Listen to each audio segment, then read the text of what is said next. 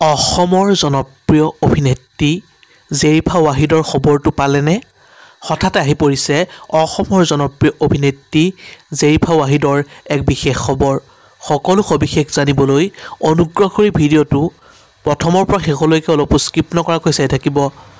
নমস্কাৰ বন্ধু বান্ধৱীসকল, আপোনালোক সকলোকে আন্তৰিক স্বাগতম জনাইছোঁ আমাৰ চেনেলৰ অন্য এটা নতুন ভিডিঅ'লৈ।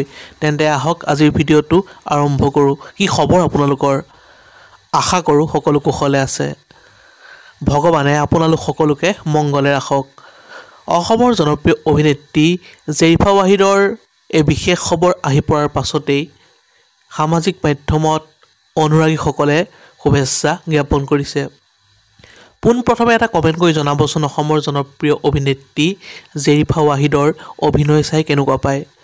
যদিহে তেওঁৰ এগৰাকী অনুৰাগী হয় তেন্তে প্লিজ ভিডিঅ'টোত এটা লাইক কৰি দিবলৈ নাপাহৰিব।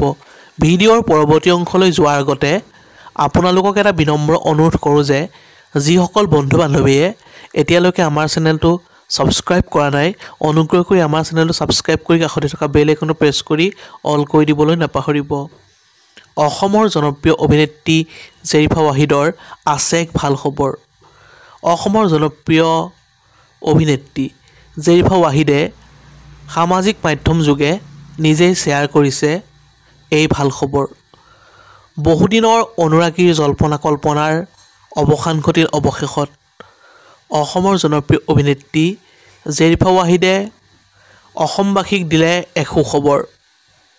অসমৰ জনপ্ৰিয় অভিনেত্ৰী জেৰিফা ৱাহিদৰ ভাল খবৰটো হ'ল যে তেওঁৰ এখন নতুন চিনেমা আহি আছে আৰু চিনেমাখনৰ নাম হ'ল নট আউট। বন্ধু বান্ধৱীসকল, আজিলৈ ভিডিঅ'টো আছিল ইমানেই। অন্য এটা নতুন ভিডিঅ' লগ পোৱাৰ প্ৰতিশ্ৰুতি আজিলৈ বিদায় মাগিছোঁ। ধন্যবাদ। জয় আই অসম।